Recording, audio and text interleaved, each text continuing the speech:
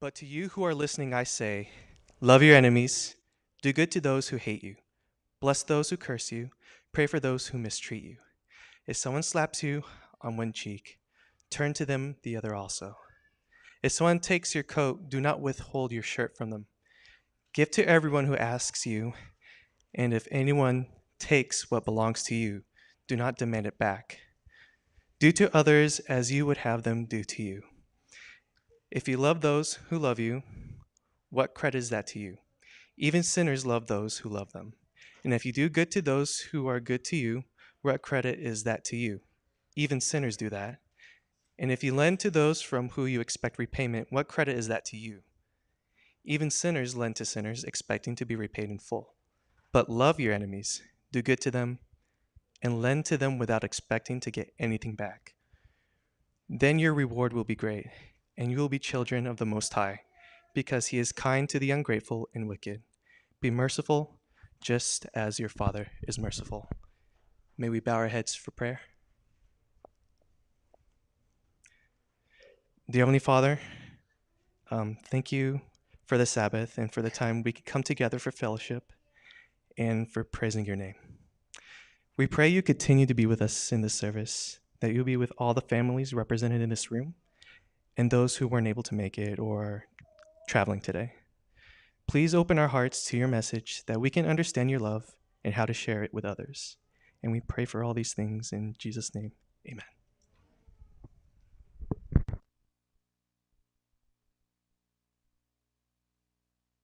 Sabbath, everyone.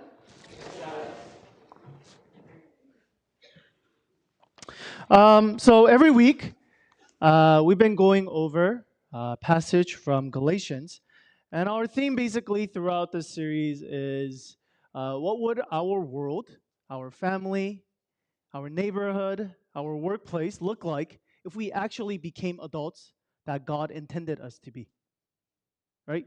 I didn't know about the shooting that Eddie actually talked about, but if we were created as adults to become like who He created us to be, would those kind of things happen?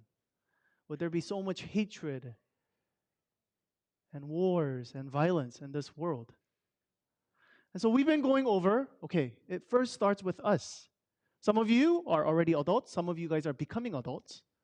Okay, what does it mean for us to become adults that God intended us to be? And so we've been going over like I said, the book of Galatians, and there's a lot of different fruit of the Spirit, which is love, joy, peace, patience. Again, if we only had more of that in our world, don't you think this world would be a better place? Don't you think your family would be a happier family? Right? So today, we went over love, we went over joy, we went over peace, patience, and today we're going to go over kindness together. So, question I have for you guys is, who's the kindest person that you know personally? Okay, I want you guys to think about that. Who's the kindest person that you know personally? Okay, so for me, I would say the kindest person that I know personally is one of my friend. His name is Jeff. Okay, some of you guys might, Brian for sure knows him because we went to college together. His name is Jeff, and he's just one of the nicest person. You know how like when you go to someone's house, I don't have a dog, but you know, like someone, oh, actually Gloria knows Jeff too.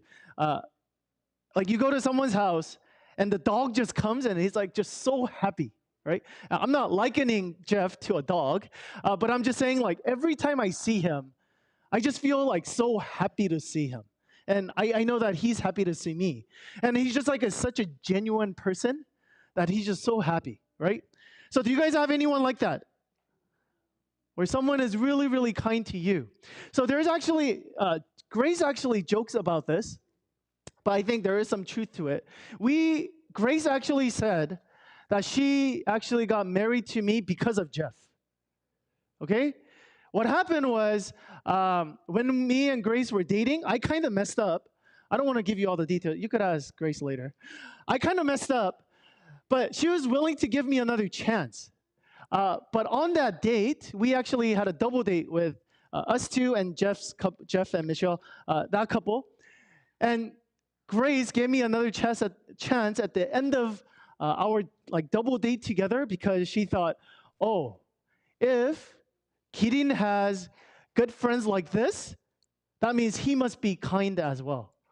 Of course, of course, of course. She always says she was fooled by my friends. Uh, but again, kindness goes a long way. So who's the kindest person that you know? So dictionary.com says these three aspects. Kindness means you are friendly, generous, and considerate. So do you think you are a kind person? Friendly, generous, considerate. Okay, so some of you guys might say, yeah, I think I'm a pretty friendly.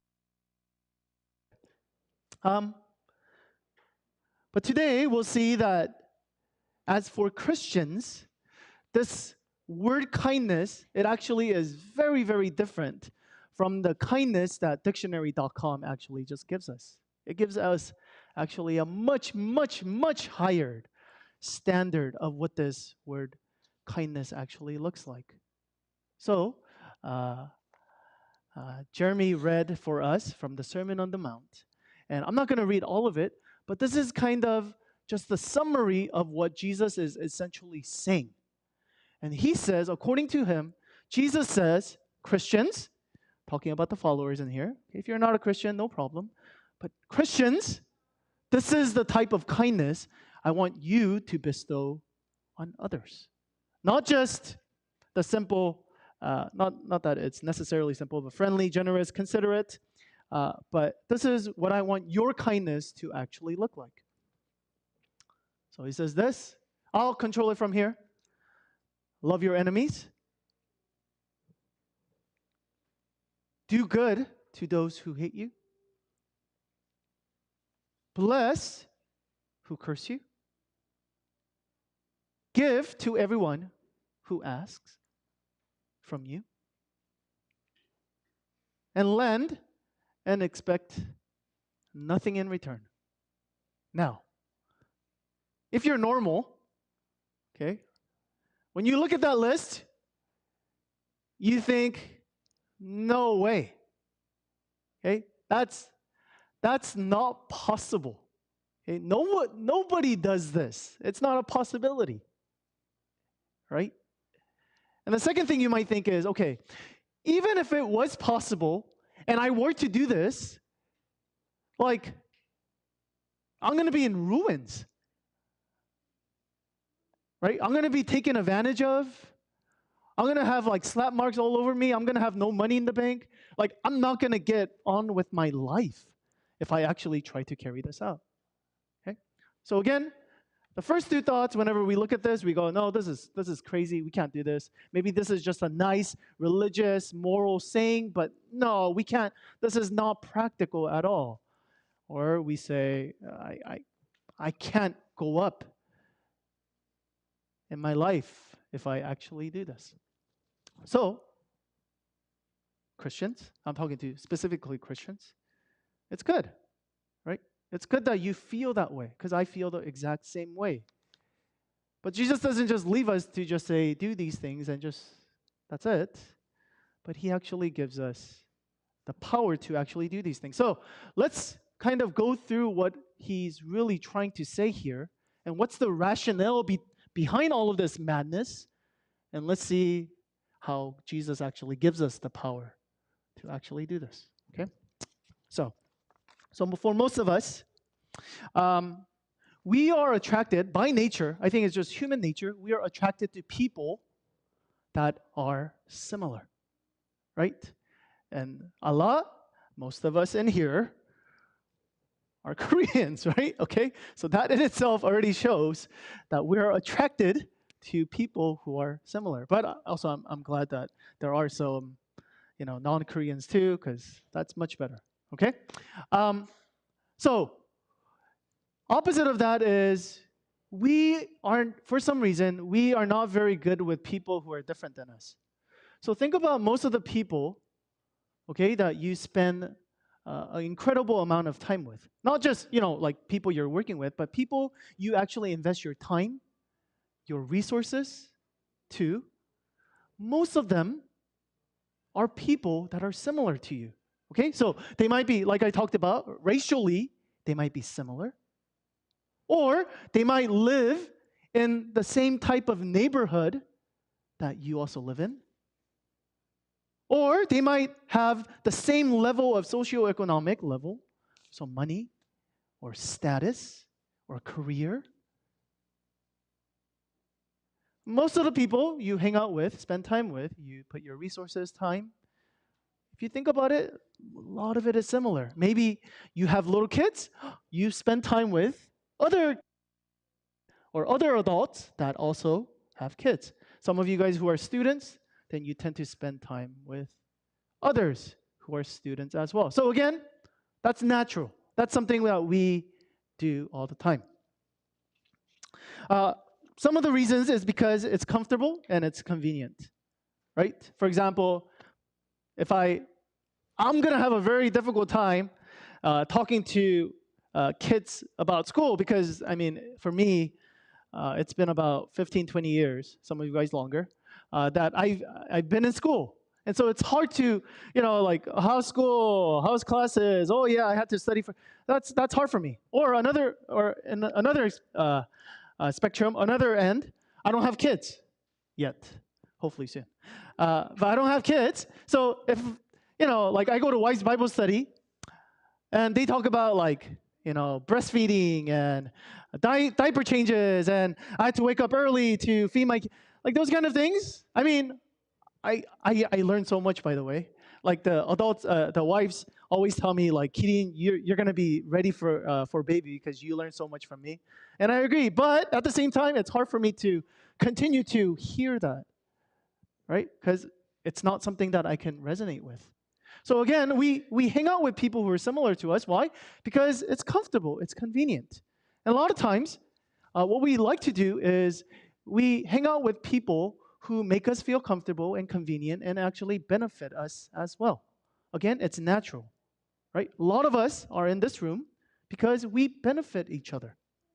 Okay, and that's not necessarily a negative thing. That's a good thing, right? For example, okay, to talk about our church finance, most of our families contribute like 90% of our church finance.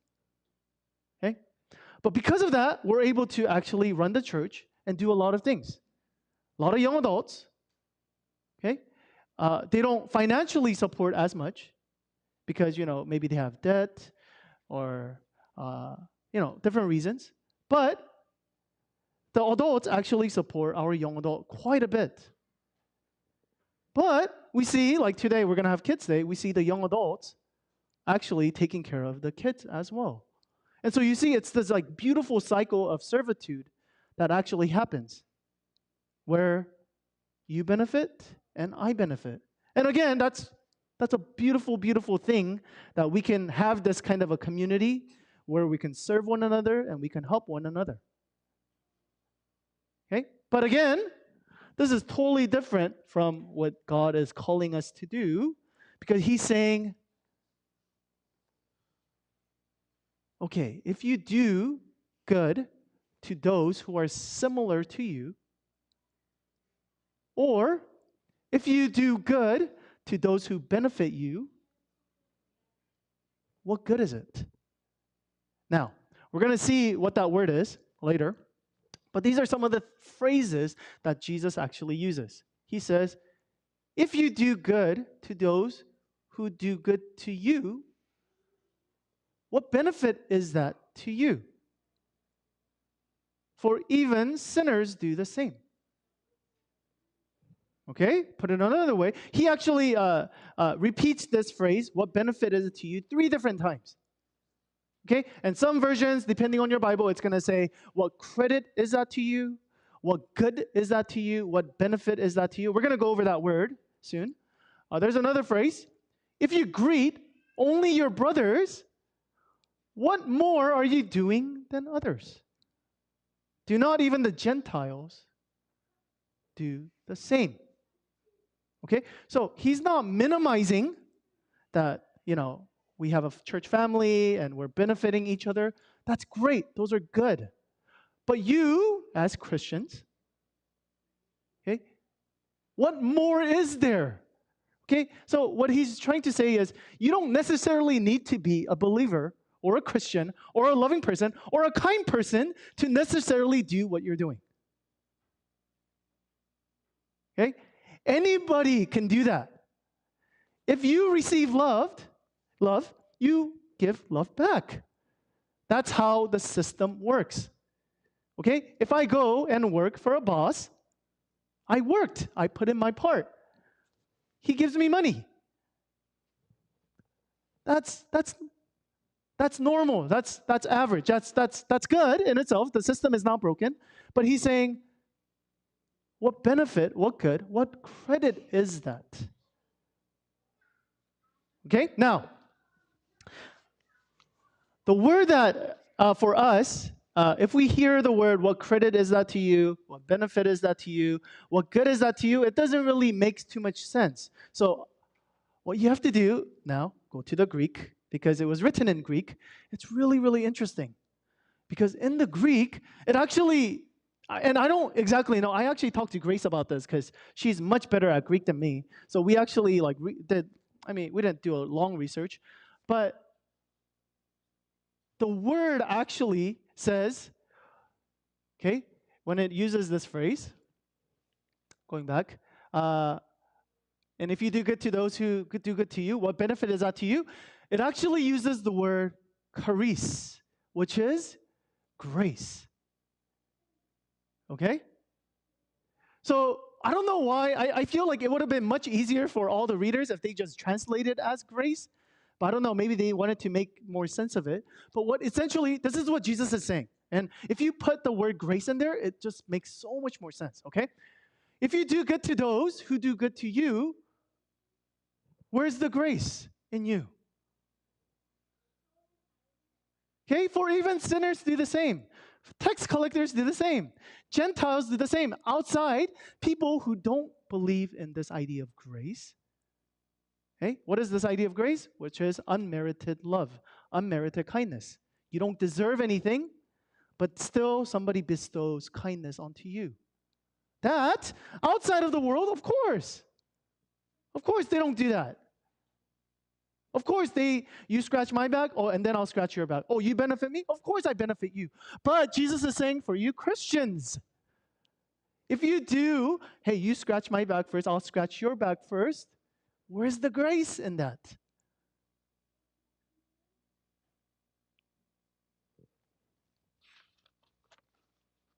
What this tells us is two things about our definition of kindness and Jesus' definition of kindness. The first thing is, a lot of times, I don't think a lot of us do it maybe consciously, and some of us consciously, but I think unconsciously, what we do is we walk into a room full of people, okay, or even church, even a group, and we kind of scan the room and we go, okay, what type of people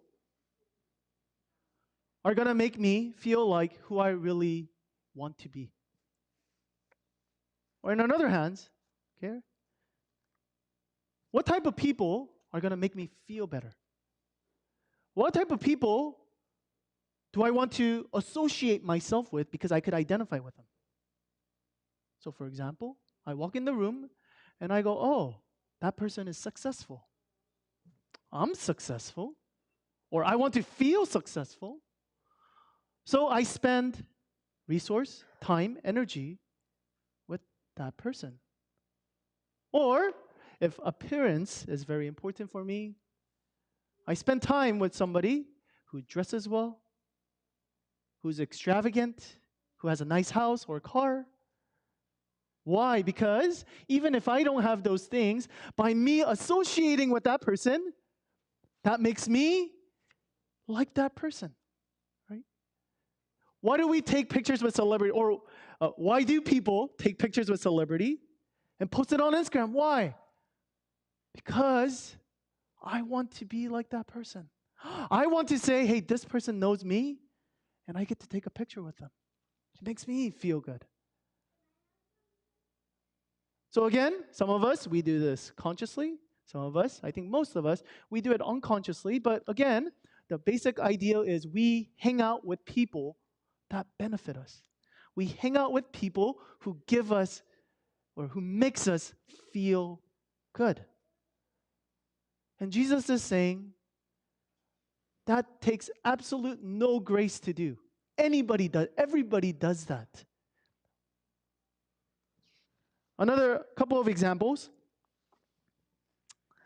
is like imagine if you like this happens, a lot within relationships. How you speaking for guys, sometimes you say things like, you know what, she is so pretty, like she is so beautiful.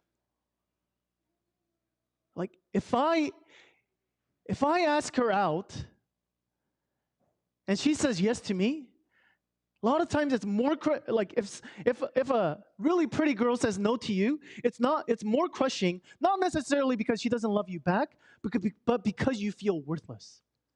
Right? You feel like, if I could date someone like this level, then that affirms my worthiness.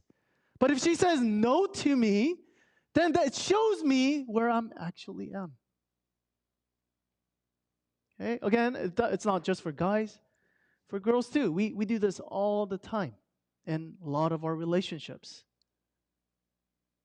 Okay? Where we approach people and we say, how can you benefit me? Okay, what good can you give to me? And again, what Jesus is saying, there is no grace in that. Okay? There is a merit. It's only when there is merit, then you can love. Then you can show kindness. And he's saying, that's not kindness. Anybody does that. Everybody does that. Where's the grace in that? Now, one of the things that shows us when we are doing having these kind of relationship is the lack of grace or love that is within our hearts. Because again, we look at these kind of lists, love your enemies, love the people who are different from you, love the people who you're not going to get any benefit from, basically. Again, that's difficult. I can't do that. I can't hang out with a loser, right? Those are kind of the thoughts that we have within us. And again, what does that show us? That shows us the lack of love or grace in our hearts. Okay, what do I mean by that? Imagine, I'll give you an illustration. Imagine you're an investment banker, okay? Okay, you're an investment banker and you have a lot of money. You have a lot of money. You have money, growing, money trees around you. I don't know. Okay, you have a lot of money. Whenever an entrepreneur comes and says, "Hey," or the startup guy comes and says, "Hey, invest in me," okay? You look at it and you go, "Oh, hey, I really like the attitude of this guy. I feel like he's gonna get somewhere." Or you go, I feel like this product that can benefit other people. Oh, it's a little risky, but you know what? I have so much resource. So, hey, I really like the attitude of this guy. I really think this is going to help people. Hey,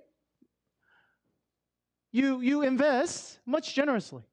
But imagine, on the other hand, you're an investor and you're just blowing air. Okay, that means you don't have much money at all. Okay? Imagine if the guy comes, it's risky. No. Okay, imagine if it comes, it's not, no. I'm only going to invest in people that are going to give me what? A big payback. And Jesus is here saying, this is how we're operating.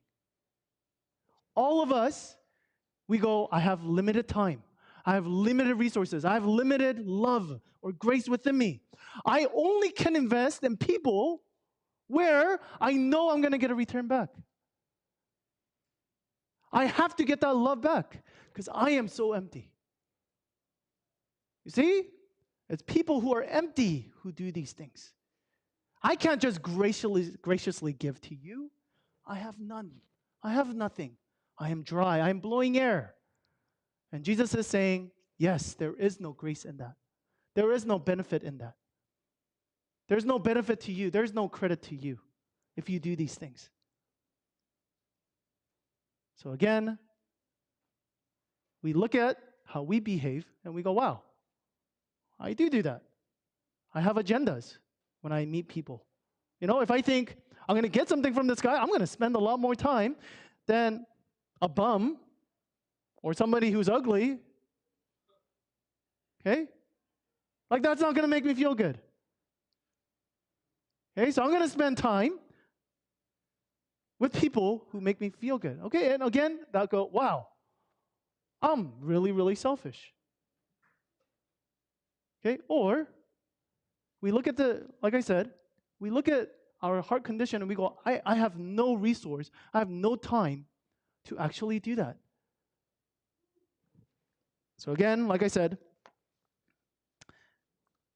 it shows you the condition of our hearts. But again, it doesn't. The Bible never leaves us there, right? It always strikes us and helps us to see the mirror and helps us to see that this is reality. And we don't like it, but this is reality. This is what we're doing. But it doesn't end there. There's a promise.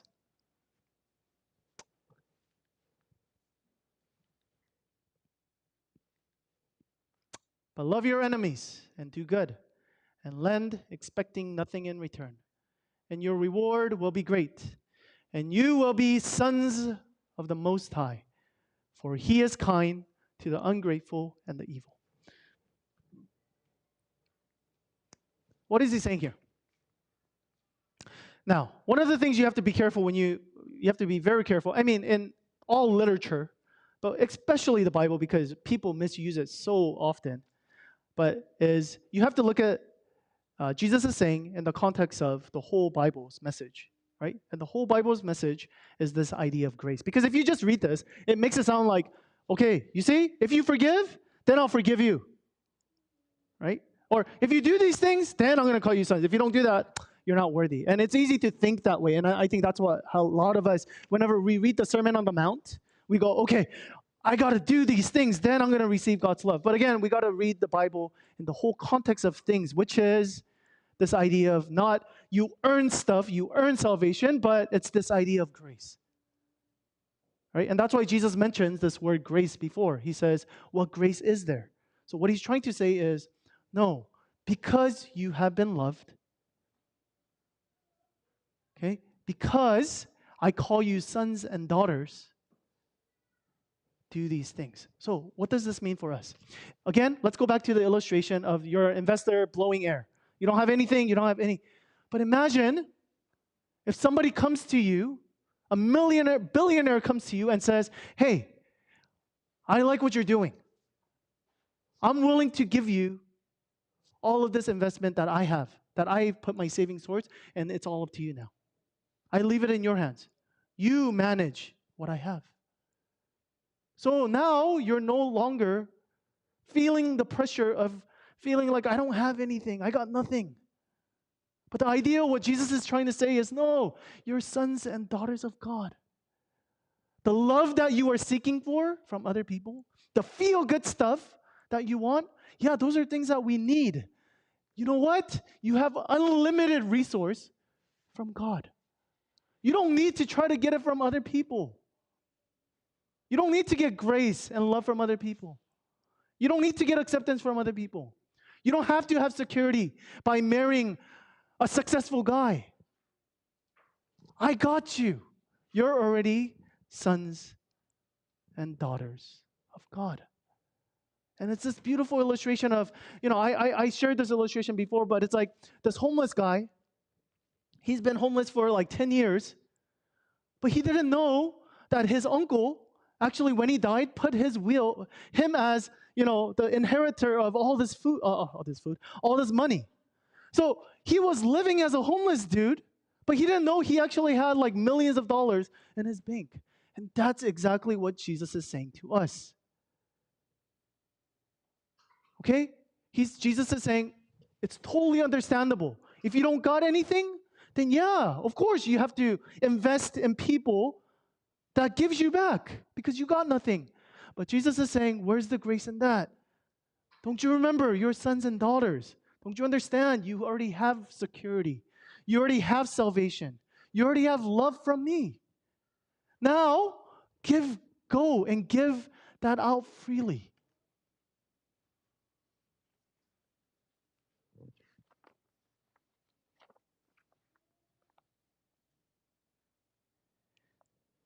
Jesus is not saying, I did this, so you should do it.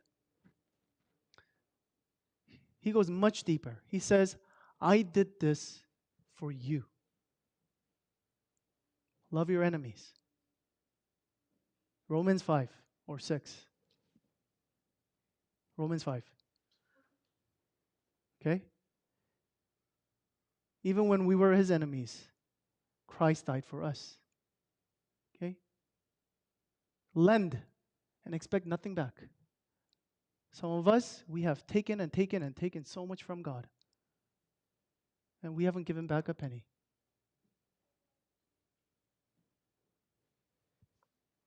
All these things that we talked about on this list, Jesus did for every single one of you and me. Every single one of us. He's saying, this is you. Do you understand? This is you. You have to first understand that Jesus did these things for you.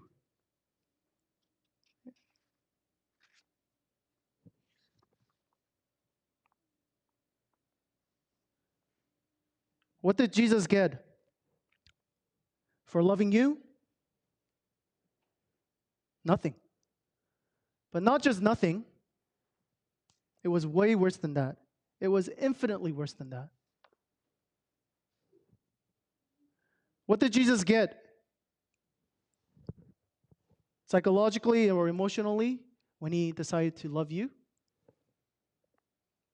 Nothing. It was worse than that. He became man of sorrows. Do you know that the Bible records that Jesus cries 21 times for every one time that he laughs? He suffered beyond imagination for you. So why do we do this? Because we have to first understand that Jesus did this for us, that we have given him nothing back. Why do we show kindness to others, even though they're undeserving? Because Jesus did that for me. Let me just end with this quote. It's by a Scottish minister, and Robert McShay in the 19th century. And let me just end with this. Now, dear Christians, some of you pray night and day to be the branches of the true vine. You pray to be made all over in the image of Christ. So it's talking to Christians who are saying, I know that you want to become more like God. If so, you must be like him in giving. Though he was rich, yet for our sakes he became poor. Somebody might say, objection! My money is my own. The answer? Christ could have said, my blood is my own. My life is my own. Then where shall we have been? Objection! The poor are so undeserving. They're so lazy. Answer? Christ might have said, to us, they are wicked rebels. Shall I lay my life down for these? I will give it to the good angels. But no, he left the 99 and came after the lost. He gave his blood for the undeserving. Objection! The poor might misabuse it. Okay, they might abuse it. They might take advantage. The answer: Christ might have said the same, but with far greater truth. Christ knew that thousands would trample his blood under their feet, that most would despise it, and that many would make it an excuse for sinning more. Yet, He gave his own blood. Oh, my dear Christians, if you would like to be Christ, give much, give often, give freely to the undeserved and the poor, the thankless and the undeserved. Why? Because Christ has done the same for you. Christ is glorious and happy, and so will you be if you do these things. It is not your money I want, but your happiness. Remember his own word. It is more blessed to give than to receive. There are many who are hearing me now who now know well that they are not Christians because they do not love to give. To give largely, liberally, not grudgingly at all, requires a new heart. An old heart would rather part with its lifeblood than with its money. And at the end, he says to my non-Christian friends, all my friends, enjoy your money. Make the most of it quickly. Give none away. Enjoy it. For I can tell you, you will be beggars throughout eternity.